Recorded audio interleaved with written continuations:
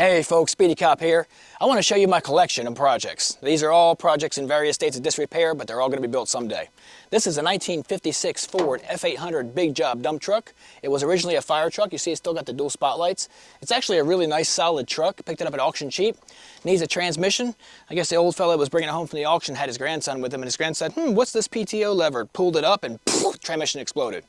So once I find a transmission for it, I have one, it may or may not work. But we need a parking drum on the back because it doesn't have a parking brake on the rear. Once we get that in here, this thing will be drivable.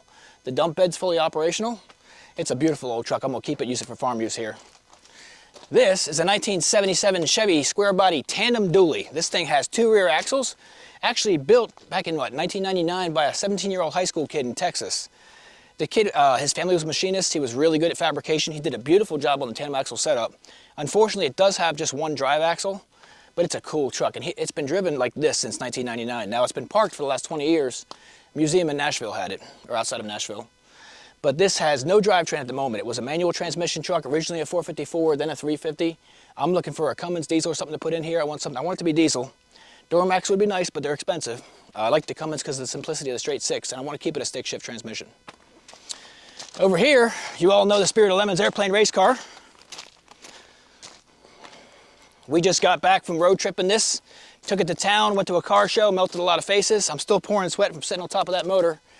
But you guys, this thing is just so much fun to drive. Everywhere I go, it's a parade on wheels. The people really liked it at the car show. They're begging me to bring it back and bring me to these other shows and all that. So we're gonna be doing a lot more of this thing. It sits in the garage far too often. That's over. We're gonna be driving it. This is my AMC Pacer Fishbowl. This is two AMC Pacer back halves from the mid-70s Pacers. It is mounted on a 91 Toyota MR2. This car is way faster than it should be. It's not as heavy as it looks. This MR2 has a red top beams engine to 200 horsepower, now naturally aspirated. You see the Mustang wheels on this thing. It is tons of grip. It corners really well. It surprised a lot of people in the Lemons race at Jersey. And I'm proud to say it passed some E36s and 944s. This thing really scoots. I'm going to tag this thing for street use next, so you'll be seeing it on the tail of the Dragon. This is my Trippy Tippy Hippy van. This is a 76 Volkswagen camper mounted on an 88 Rabbit body. This is a really cool, really fun build that we built back in 2017. The visibility from the inside is actually pretty good. I want to show you. Come on. So it's one-way vinyl so I can see out, and it's really filthy inside. We just did a quick wash on the outside for you guys, but with all this one-way vinyl, the visibility is actually great from the inside. From the outside, you wouldn't think so.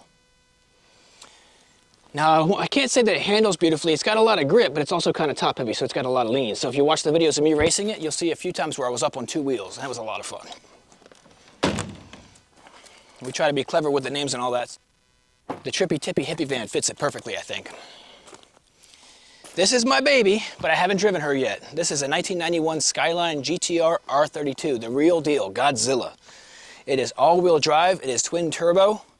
It is not running just yet. It has been parked since 2007, so it hasn't been driven since then. And we washed it earlier, so I see we still have some water dripping here. This is the real deal RB26 DETT twin turbocharged inline six-cylinder. When these cars came out, they just destroyed everything in motorsports. That's why the nickname Godzilla came from. Japanese car, all-wheel drive, and it is a JDM car. It is right-hand drive.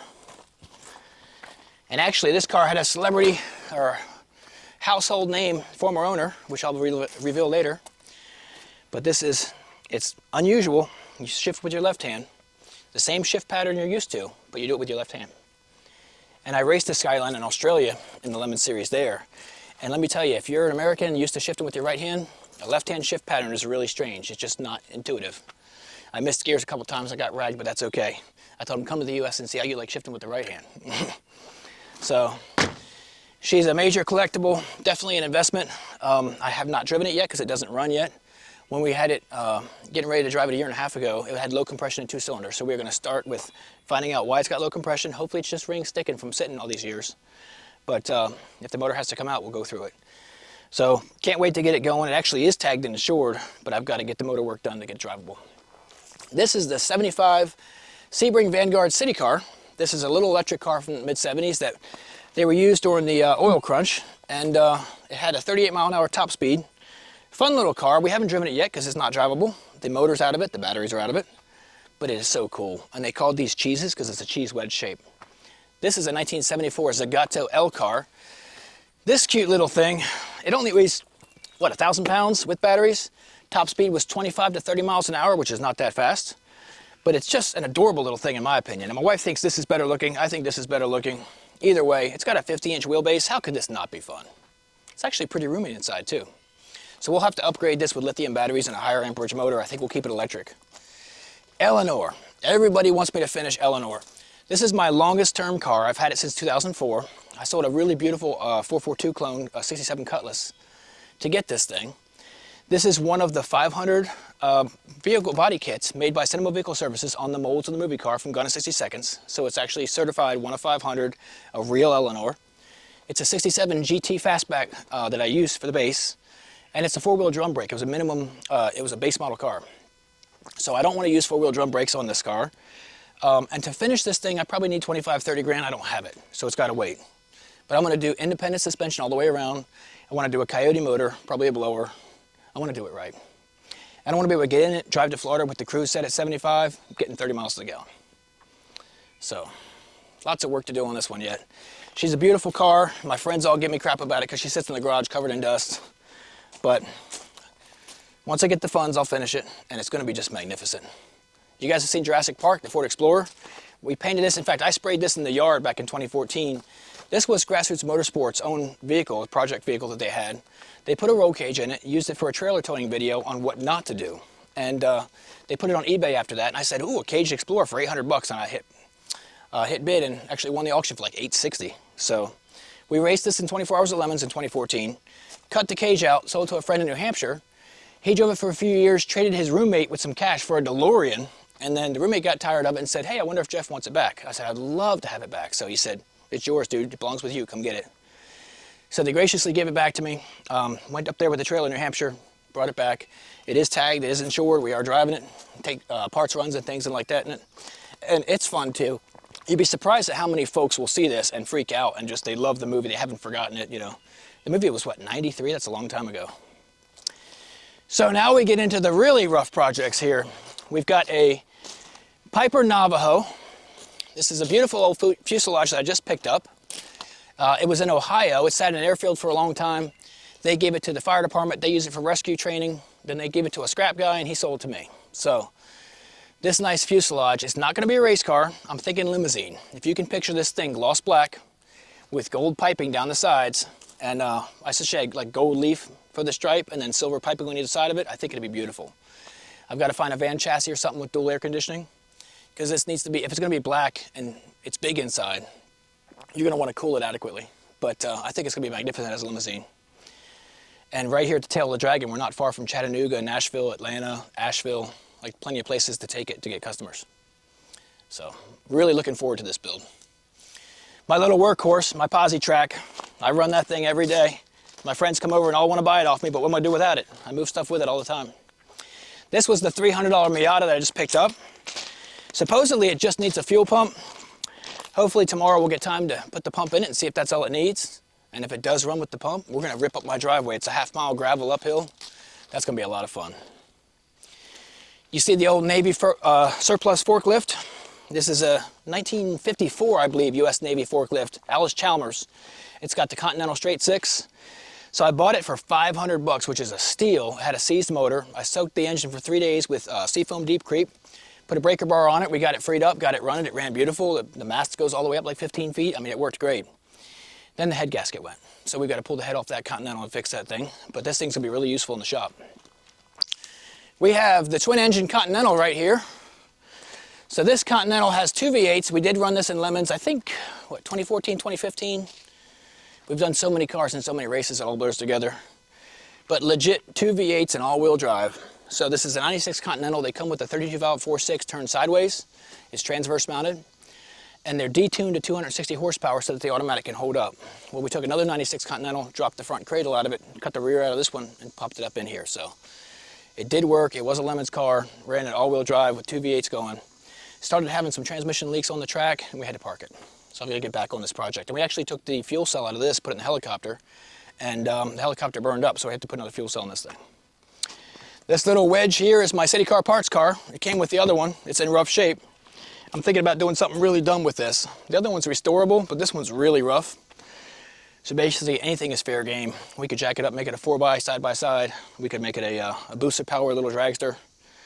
The bodies are plastic, and actually you can see they're brittle, especially when they get older. So I'm not worried about trying to restore this. It's just too far gone. I can just do something cool with it. We've got some parts cars here, an old Bullet, an old Focus ST. This is Clyde the Ramp Truck, and poor Clyde has been neglected. Now, we took a 57 Chevy cab and stretched it 7.5 inches to have room inside for the Ford bench seat, because this is a 03 F550 chassis underneath with a 7.3 Power Stroke.